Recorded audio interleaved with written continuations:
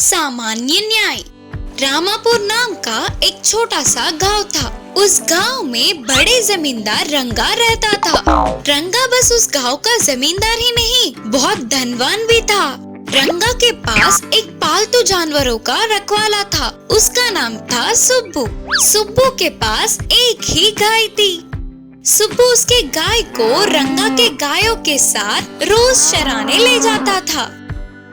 एक दिन हमेशा की तरह सुब्बू सभी गायों को चराने ले गया, पर उस दिन दुर्भाग्य से रंगा के गायों में से एक गाय को सुब्बू के गाय ने मुकाबला किया।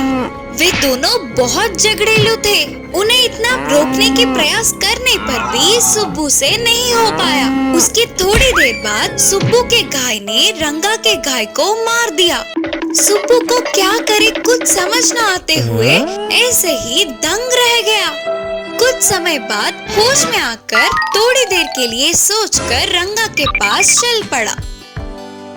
सुब्बू ने होशियारी से रंगा से पूछा, रंगा जी, अगर आपके गाय मेरे गाय से लड़कर उसे मार डाला तो उसका जुर्माना क्या होगा?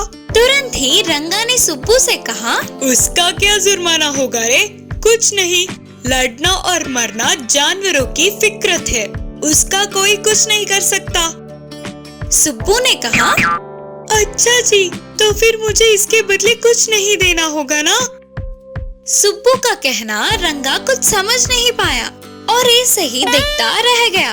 तब सुब्बू ने कहा, शायद आपने अच्छे से सुना नहीं होगा। मैं बोल रहा था कि मेरे गाय ने आपके गाय को मार डाला। पशुओं की फितरत है ना, इसीलिए मुझे कोई जुर्माना नहीं भरना पड़ेगा बोलकर आपने मुझे बचा लिया करके सुब्बू ने पूरी तरह से समझाया।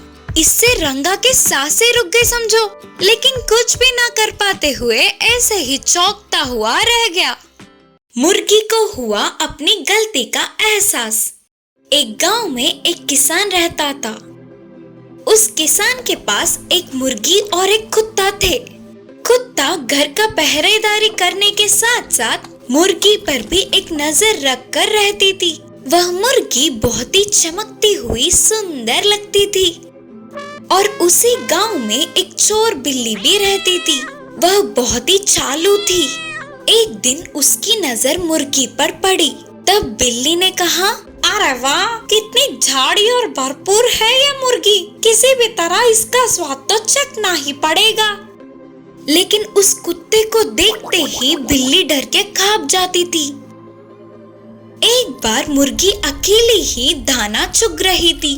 तब बिल्ली वहां आकर मुर्गी से बोली, क्यों रे, कैसा है? तुम्हारा जैसा सुंदर इधर आसपास के गांवों में कहीं भी नहीं दिखा, लेकिन थोड़ी दुबली हुई लगती हो। तुम्हारे मालिक तुम्हें खाना खिला रहे हैं कि नहीं? तब मुर्गी ने कहा, ऐसा कुछ नहीं है, हमारे मालिक हमें अच्छे से खिला रहे हैं। तो बिल्ली ने जवाब दिया कि मुझे क्या पता रे, गांव में सारे बोल रहे तो मैंने पूछ लिया। अच्छा ये बताओ, तुम्हारे मालिक उस कुत्ते जितना तुम्हें ध्यान नहीं रखते क्या? मैंने सुना है ये, क्या ये सच है? करके पूछी। उसकी इन बातों से मुर्गी धीरे से सोच में पड़ गई। यह समझ जाने वाली बिल्ली ने कहा, अरे यार, तुम सबसे मिलजुल कर रहती नहीं हो ना, इसीलिए तुम्हें बहुत सारे बातें नहीं पता है और तुम्हें हम सब कुछ बता देंगे करके वो चोर कुत्ता हम सबको भगा देता है। तुम चाहे तो मेरे साथ एक बार चल सकते हो, तो मैं तुम्हें सबके साथ बातें करवाऊंगा करके बोली। तो मुर्गी को उसकी बातें सच लगने लगी। तो तुरंत उसने कहा, ठीक है, चलो, कौन कौन क्या क्या सोच रहे हैं करके जान लेंगे। तो बिल्ली मुर्गी को सुनसान जगह पर ले आई। उधर जाने के बाद मुर्गी ने पूछा, ये क्या, मुझे इधर क्यों ले आई हो? तब बिल्ली ने हंसते हुए कहा, अरे पगली, कौन भले लोग हैं और कौन बुरे, ये तक ना पहचानने वाली तेरे जैसे लोगों को जीना व्यर्थ है, इसीलिए तुम्हें स्वर्ग में भेजने के लिए ले आई हूँ। बोलते हुए उस पर कूद के चिढ़ने गई। इतने में पता नहीं कि यह कुत्ता कहाँ से आया, लेकिन कूद कर उस पे गिरा और बार बार काट काट के बिल्ली को उधर से भगा दिया। चुगलियों को मानकर कुत्ते पर शक करने से शर्म से उसने अपनी सिर को झुका लिया। उस दिन से मुर्गी ने फिर से कभी भी कुत्ते पर शक नहीं किया। डायनोसर का अंडा। सुबह होते ही रामेश्वर शहर जाने के लिए तैयार हुआ और कहा, अरे छोटू, मैं शहर जा रहा हूँ। उधर थोड़ा काम आया, वो होते ही जल्दी लौट आऊंगा। वापस आते समय मैं तेरे लिए तरह तरह के आहार लाऊंगा। तब तक ना तू अंदर ही रह, कहीं बाहर मत जा और नए लोगों से सावधान। बोलकर डायनासोर को सतर्क करके रामेश्वर शहर के लिए निकल पड़ा। ये सब घर के बाहर ही खड़े भीमेश ने सुना और बोला, रामेश्वर तो शहर जा रहा है, इसका मतलब अब ये शाम तक नहीं लौटेगा और तब तक मुझे इस छोटू की खबर लेना होगा। लेकिन जब वो अंडा था तभी मेरा हाल बेहाल कर दिया, इसीलिए तो मुझे जो भी सोचूं और करूं बहुत सावधानी बरतनी पड़ेगी। ऐसे थोड़ी देर बहुत सोच विचार करके भीमेश एक निर्णय पर पहुंचा। यस, उससे ना मैं एक केक में नशीली दवा मिलाकर खिलाऊंगा। फिर उसके बेहोश होने के बाद डायनासोर को 2 आदमियों के मदद से जंगल ले जाकर छोड़ना या कुछ और करना सोचूंगा करके निर्णय किया। ऐसे जल्दी से केक तैयार करके उसमें नशीली दवा मिलाया। भीमेश उस केक को लेकर डायनासोर के पास पहुंचा। हेलो रे छोटू, हैप्पी बर्थडे।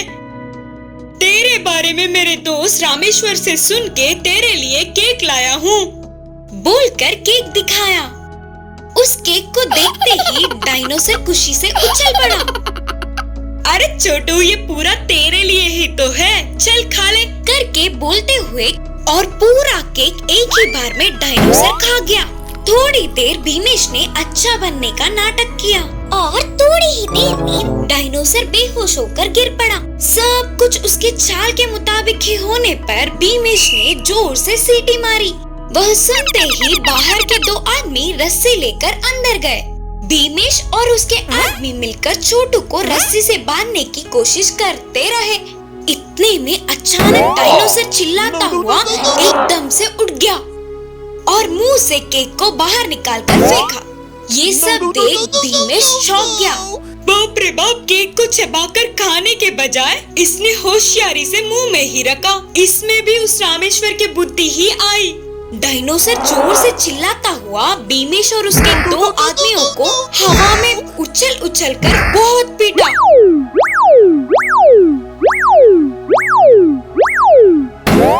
छोटू की पीठ ना सह पाते हुए तीनों उधर से भाग गए। असली चोर कौन? अकबर बीरबल की कहानियाँ। एक गांव में एक व्यापारी रहता था। उसने अपने व्यापार में मदद के लिए एक काम वाले को रख लिया। मालिक का हर काम करते हुए उस काम वाले ने भरोसा कमा लिया। ऐसे एक दिन उस व्यापारी को काम से शहर जाना पड़ा। इससे व्यापार की जिम्मेदारी उस भरोसेमंद काम वाले को सौंपकर वह शहर जाने लगा। अपने मालिक के जाते ही तुरंत वह काम वाले ने घर के सारे धन, जेवर और पैसों को पोटली में बांधकर भाग गया। फिर शहर से लौटने वाले व्यापारी घर खुला देख चौंक गया। यह काम उस काम वाले का ही होगा सोचकर सारे जगहों में ढूंढने लगा, लेकिन कोई फायदा नहीं। कुछ दिनों के बाद शहर जाने वाले व्यापारी को बाजार में घूमता हुआ काम वाला दिखा। उस काम वाले ने भी अपने मालिक को देखा और वहाँ से बच के निकलना मुश्किल है समझकर तुरंत उस व्यापारी को कस के पकड़ लिया। आखिरकार तू इतने समय बाद मिल ही गया ना, अब कहाँ भागेगा रे? चोरी करेगा तो मैं चुपचाप छोड़ेगा सोचे क्या? शराफत से अपन के पैसे और जेवर वापस दे दे। बोलते हुए जोर से चिल्लाने लगा। इससे व्यापारी अचानक चौंक गया और कहा, मैं चोरी क्यों करूँगा? अगर तूने तुरंत मेरे पैसे और जेवर नहीं दिए तो राज्य के सैनिकों के हवाले कर दूंगा।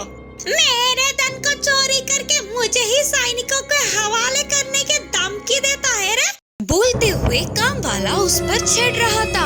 ऐसे व्यापारी और काम वाले के झगड़ा करने पर बाजार के सारे बड़े वहाँ उन्हें घेरे, लेकिन उन दोनों में कौन चोर है और कौन मालिक पता नहीं चल रहा था। दोनों को इंसाफ दिलाने के लिए महाराजा जी अकबर के दरबार में ले गए। सभा में सारे बड़े उपस्थित थे। अकबर और बीरबल के सामने उन्होंने पूरी कहानी सुनाई। मैं एक व्यापारी हूँ, ये मेरे पास काम करता था। एक दिन मुझे शहर जाना पड़ा तो मैं अपने व्यापार की जिम्मेदारी इसे सौंप कर गया। मेरे वापस आने तक इसने मेरे पैसे और जेवरों को चोरी करके भाग गया। फिर से अभी दिखा, मुझे मेरे धन को वापस दिलाओ महाराज, मालिक ने कहा। फिर काम वाले ने कहा, महाराजा जी को मेरा प्रणाम। ये सच को छुपाकर उल्टा सीधा कह रहा है। यही तो मेरे पास काम करता था। मेरे घर में ना होते समय अच्छा सा मौका देख मेरे पैसे और जेवरों को चोरी कर लिया। अब मैंने इसे पकड़कर पूछा तो मुझे ही चोर बना रहा है। मेरे धन को मुझे वापस दिलाओ महाराज। बोलकर काम वाले ने बातें बनाए। सभा में सबको दोनों की बात सही लगी। यदि अगर अभी इंसाफ गलत हुआ तो एक ही व्यक्ति का 2 बार नुकसान होगा। लेकिन इनमें से असल में चोरी किसने की करके सारे सोच में पड़ गए। बीरबल ने एक सैनिक को बुलाकर दोनों को ले जाकर फांसी के फंदे के पास खड़ा करने को कहा। फिर उन दोनों का सिर फंदे में रखवाया। अब मेरे कहे हुए काम वाले का सिर काट डालो करके बीरबल के बोलते ही तुरंत सच्चा काम वाला डर से अपने सिर को निकाल दिया। इस तरह चोर की चोरी पकड़ी गई। उससे पैसे और जेवरों को लेकर व्यापारी को देते हैं। व्यापारी बहुत खुश हुआ और उस काम वाले को कठिन सजा सुनाया। समय रहते ही चोर की चोरी पकड़ने वाले बीरबल की सभी ने तारीफ की। इस कहानी की सीख है कि धोखा किसी न किसी दिन तो सामने आएगा ही।